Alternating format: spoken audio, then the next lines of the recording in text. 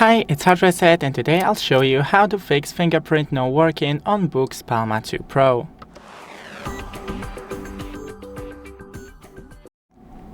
So first go into the settings, then scroll down into the password and security, and here click fingerprint, put in the password, select your fingerprint and delete.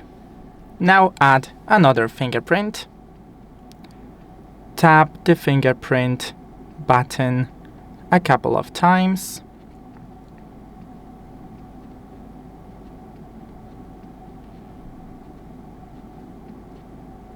okay, and one more, then take a cloth and brush it, then try to, as you can see, it works. Thanks for watching, don't forget to leave a like and see you in the next one.